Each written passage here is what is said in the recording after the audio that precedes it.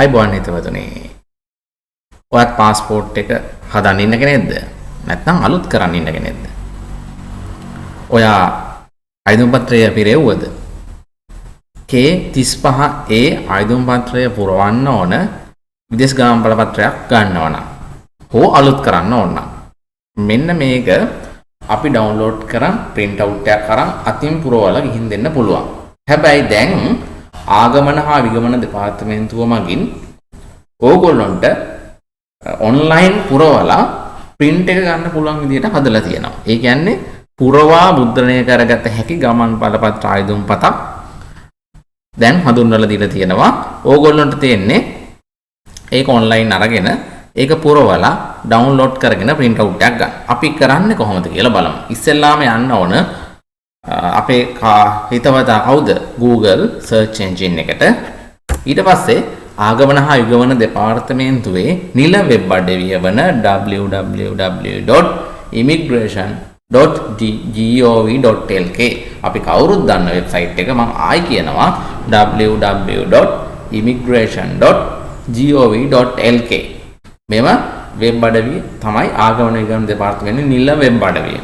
මෙන්න මේකට කියන් බොහෝ තොරතුරු ඕගොල්ලන්ට බලා ගන්න දැනගන්න පුළුවන්. මේ ආයුධ පත්‍රය පුරවන ලින්ක් එකත් එතන තියෙනවා. අපි බලමු කොහොමද මේ වැඩේ කරන්නේ කියලා. අපි ආගමන හා විගමන දෙපාර්තමේන්තුවේ නිල වෙබ් අඩවිය ටයිප් කරලා මෙතන සර්ච් කරගන්නවා. අපි කවුරුත් දන්නවා. ඊට පස්සේ නිල වෙබ් අඩවියේ ලින්ක් එක එනවා. අපි ඒකත් ක්ලික් කරගන්නවා. ඊට පස්සේ මෙතන අපි සිංහලෙන් දෙමළෙන් සහ ඉංග්‍රීසියෙන් යන භාෂා තුනෙන්ම පහසුකම සලසලා දින වෙබ් අඩවිය බලන්න. මම මෙතන සිංහල භාෂාව ගන්නවා.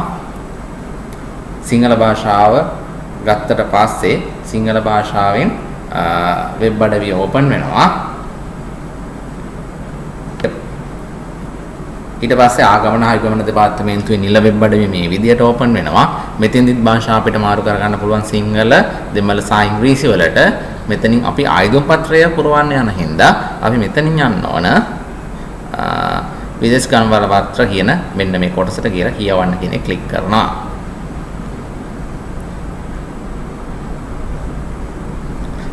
ඊට පස්සේදී මෙන්න මේ වගේ පිටුවක් අපට එනවා. මේකේ තියෙනවා ගමන් බලපත්‍රය පිළිබඳ සාමාන්‍ය තොරතුරු. ගමන් පත්‍රය ඉල්ලුම් කරන්නේ කොහොමද? හදිසියෙ කතා කරන්න ඕන කාටද? ඡායාරූපය ගන්න කොහෙන්ද? මෙන්න මේ විස්තර ටික මෙතන හොඳට ඔයගොල්ලෝ කියවන්න. ඊට පස්සේ මෙන්න මෙතන තියෙනවා අපට ආයුධ පත්‍රය පිරවීමට යන්න නිසා භාගත කිරීම කියලා මෙන්න මෙතන තියෙනවා. මෙතන ඉල්ලුම් පත්‍ර කියන එක ක්ලික් කරගන්න. ඊට පස්සේ මෙතන තියෙනවා K35A භාගත කරගන්න අවශ්‍ය ආකෘති පත්‍රය. මෙතන විදේශ ගමන් බලපත්‍ර කියලා තියෙනවා. පුරවා මුද්‍රණය කරගත හැකි ගමන් බලපත්‍ර ආයුධ පත. විදේශ ගමන් බලපත්‍රය නව සහ අලුත් කිරීම කියලා තියෙනවා. අපි මෙන්න මේක තමයි භාගත කරගන්න ඕන. ඊට පස්සේ K35A ආයුධ පත්‍රයේ තියෙන වෙනම PDF එකක් ඒක ඕන නම් අපිට ඩවුන්ලෝඩ් කරලා print out එකක් කරන් අතින් පුරවන්න පුළුවන්. ඊට පස්සේ තියෙනවා නව ගමන් බලපත්‍රයේ ආයුධ පස්දා උපදේශ සිංහල දෙමළ ඉංග්‍රීසි. මෙන්න මේක අනිවාර්යයෙන් හොඳටම කියවන්න. කියලා තමයි ආයුධ පත්‍රය අපි පුරවන්න යන්නේ.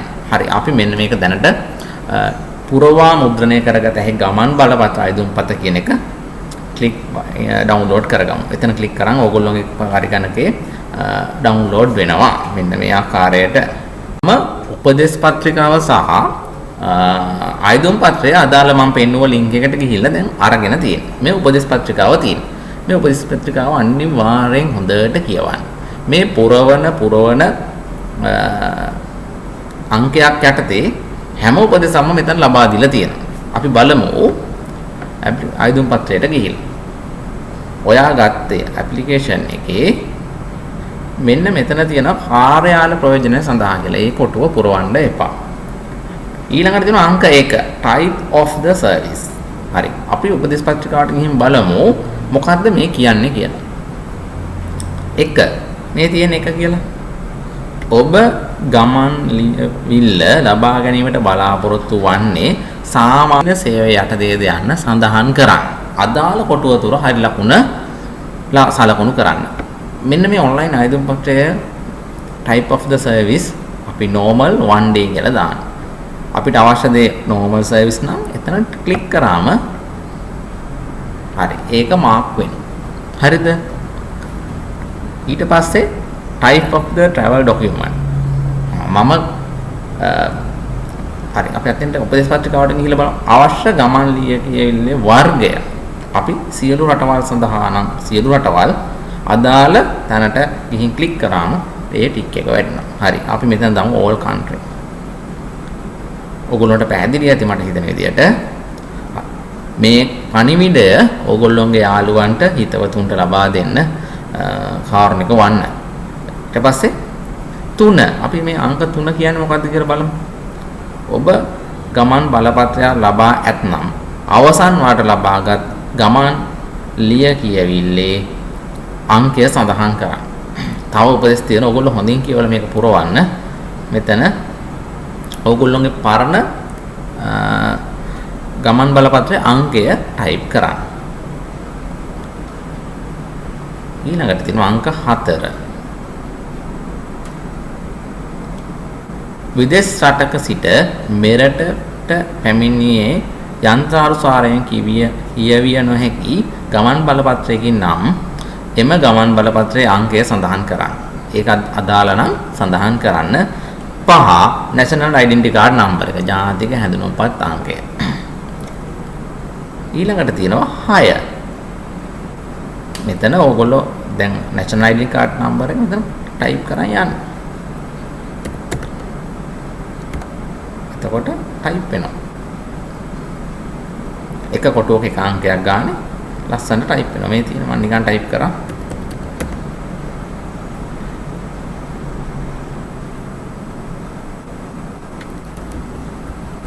මේ විදිහට එක කොටුවක් ගන්න ලස්සනට type වෙනවා. ඊට පස්සේ අංක 6 මොකක්ද කියලා බලමු. ඔබේ මුල් නම සඳහන් කරන්න. වාසගම පෙළපත් නම. ඔබේ මුල් නම සඳහන් කරන්න.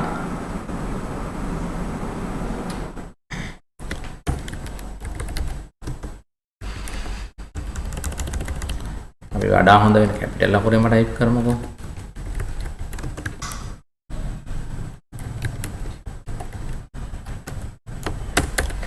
ඊට පස්සේ එනවා other name. අපි බලමු 7 මොකක්ද කියලා. අංක 7. අංක 6 අපි ඉස්සෙල්ලා ටයිප් කරපු අංක 6 යටතේ සඳහන් කළ ඔබේ නම වාසගම හැර ඔබේ ඉතිරි සම්පූර්ණ නම සඳහන් කරන්න. ඉතිරි නම ඔන්න ඔය විදිහට. ඊට පස්සේ වාසගම හෙට්ටිආරච්චි other name තමයි ප්‍රභාත් දිනේෂ්. ඊට පස්සේ ඕගොල්ලෝගේ permanent address එක ස්ථීර පදිංචි ලිපිනය මෙතන type කරන්න.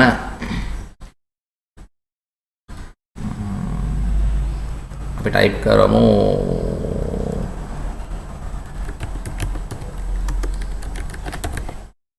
කමායක වටන මේ විදියට.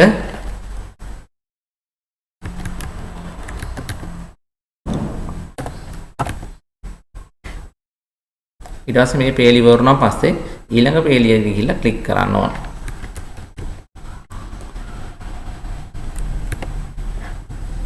හරි. දැන් මෙතන බලන්න හරස් වීදිය කමායක වල්ගම කමායක මෙතන M ඊළඟ ඒ වචනේම ඊළඟ අකුරු ටික මෙතනින් පටන් ගන්න ඕන. මාතර මේවා සාමාන්‍ය දැනීම. හරි මේ ටික පුළුවන්. ඊට පස්සේ දිස්ත්‍රික්කය ටයිප් කරන්න. ඊට පස්සේ උපන් දිනය අවුරුද්ද ටයිප් කරා, මාසෙ ටයිප් කරා, දිනේ ටයිප් කරා. ඊට පස්සේ බර්ත් සර්ටිෆිකේට් නම්බර් ඔයාගේ උපැන්න සහතිකයේ අංකය අපි 10 උපදෙස් බලමු. උපැන්න සහතිකයේ අංකය හා දිස්ත්‍රික්කය සඳහන් කරන්න. උපැන්න සහතිකයේ මුල් පිටපත ඡායාස්තික පිටපතත් සමග ඉදිරිපත් කළ යුතුය. ඕගොල්ලෝගේ මුල් පිටපත ෆොටෝකොපියක් එක්ක අයිඩි පත්‍රය බාර දෙනකොට බාර දෙන්න කියලා තියෙනවා. මේ සර්ටිෆිකේට් නම්බර් එක මම ටයිප් කරා. ඊට පස්සේ දිස්ත්‍රික්කය නිකුත් කරපු. හරි. ඊට පස්සේ place of birth. හරි. අපි බලමු උපදෙස් මොනවද දීලා තියෙන්නේ කියලා. 11.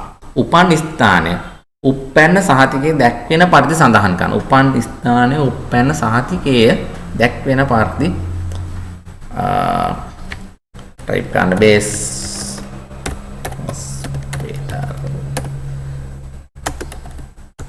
මාතර වගේ උපැන්න සහතිකය දැක්වෙන විදිය. ඊට පස්සේ සෙක්ස් එක ගැහැණුද පිරිමිද කියලා දාන්න.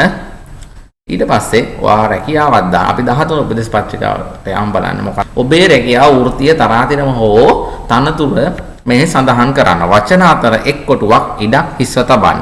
රැකියාව සනාථ කිරීමට අවශ්‍ය අධ්‍යයන සාතික, වෘත්තීය සාතික, සේවා සාතික එම සාතික වල මුල් පිටපත්, ඡායාස්ත පිටපත් සමග ඉදිරිපත් කළ යුතුය. එහෙනම් ඔයා ડોක්ටර් කෙනෙක් නම් මෙතන රැකියාව දාන්න, නැත්නම් රැකියාවක් නැත්නම් ඉඩ තියන්න. ඊට පස්සේ අපි 14 බලමු මොකද්ද පුරවන්න ඕන කියලා.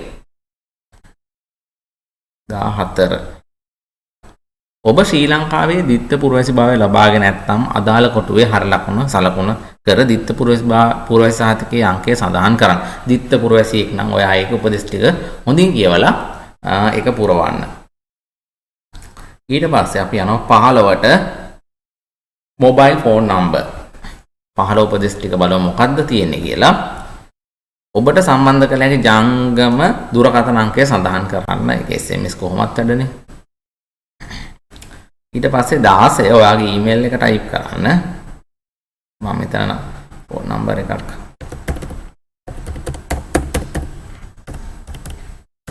අංක 10කින්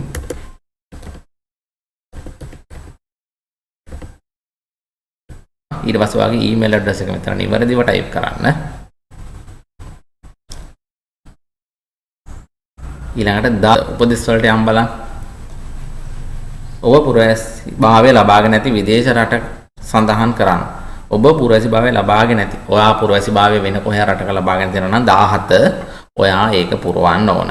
18 ඔබ විදේශ පුරවැසිභාවය ලබාගෙන නැති රටෙහි විදේශ ගමන් බලපත්‍ර අංකය සඳහන් කරන්න. ඔයා එහෙම ලබාගෙන තියෙනවා ඒක සඳහන් කරන්න.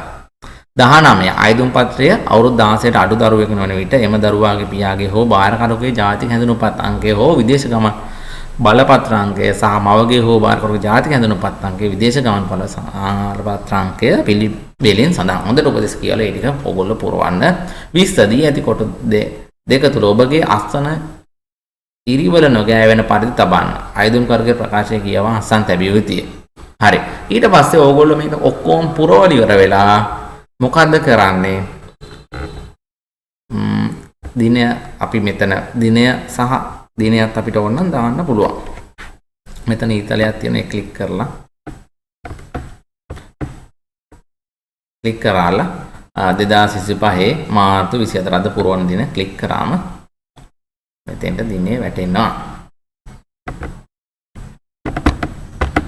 අර වැටුනේ. ඊට පස්සේ අයදුම් කරුගේ අස්සන ගහන්න ඕන. මෙන්න මේක දැන් ඩවුන්ලෝඩ් කරගන්න. ඕගොල්ලෝගේ ඩවුන්ලෝඩ් බටන් එක ප්‍රෙස් කරන්න. ප්‍රෙස් කරාම මේක ඩවුන්ලෝඩ් වෙනවා. ඩවුන්ලෝඩ් වෙනවා. ඊට පස්සේ මෙතන ඩවුන්ලෝඩ් PDF කියලා දෙනවා. මගේ මැෂින් එකේ ඕගොල්ලෝගෙන එකක් නැහැ. මේක මේ විස්තර කරන තරම් සංකීර්ණ ඉතාම පහසු ලෙහෙසිම ක්‍රමයක්. නිවැරදිව අයදුම් පත්‍රය යොමු කිරීම සඳහා ඉතා පහසු ක්‍රමයක් තමයි මේ ආගමන හයුගමන දෙපාර්තමේන්තුව හඳුන්වලා දීලා තියෙන්නේ ඕගොල්ලොන්ට. මේක ඕගොල්ලෝ පාවිච්චි කරලා ඇප්ලිකේෂන් එක පුරවන්න. මේ තමයි දැන් අපි අර ඩවුන්ලෝඩ් කරගත්ත ඇප්ලිකේෂන් එක. මේක print කරන් හරි පැහැදිලි පිරිසුදුයි. මේක ඒ විදිහටම මේ කරපු ස්ටෙප් ටික හරියට උපදේශ පත්‍රිකාව කියවලා මේ පුරවන්න. අනිත් එක තමයි මේක යාළුවන්ට හිතවතුන්ට අනිවාර්යෙන් කියන්න. මේක පැහැදිලි ඇප්ලිකේෂන් එක පුරවන ක්‍රමයක් තියෙනවා. මෙන්න මේ ක්‍රමය තමයි මෙන්න මේ වගේ උපදේශ මාලාවක් දීලා තියෙන්නේ. ඊ උපදේශ මාලාවට ඔයා පුරවන් ගියන් ඔයාට එතෙන්දී කිසිම අඩුපාඩුවක් පෙන්වලා දෙන එකක් නැහැ. ඔයා සම්පූර්ණ විදිහට ඇප්ලිකේෂන් එක පුරවලා තියෙනවා. උපදේශ පත්‍රිකාව කියවන්න. ඊට පස්සේ උපදේශ පත්‍රිකාව බාර දෙනකොට උපදේශ පත්‍රිකාවේ තියෙනවා වෙනම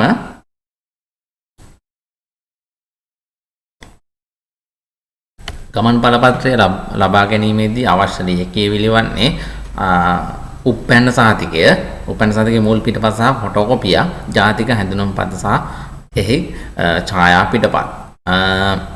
මෙතන වැදගත් කියලා තියෙනවා. ඕගොල්ලෝ ගමන් බලපත්‍රය ලබා දෙනකොට දෙන ආයුධම් පත්‍රවල මුල් පිටපත් ආයි අපට දෙනවලු. ඒක වසර 10ක් ආරක්ෂා කර ගැනීම අපගේ යුතුයකමක් කියලා තමයි මේ උපදේශ පත්‍රිකාව තියෙන්නේ. මේ උපදේශ පත්‍රිකාව නිවැරදි කියවන්න, නිවැරදි කියලා නිවැරදි ආකාරයට ආයුධ පත්‍රය යොමු කරලා ඔයා ගමන් බලපත්‍රය පහසුවෙන් ලබා ගන්න. හරි අපි එහෙනම් අද නවත්තවත් යාළුවන්ට කියන්න දැනගන්න මේක හරි ලේසි ක්‍රමයක්. ඔයගොල්ලන්ට බොහොම ස්තුතියි.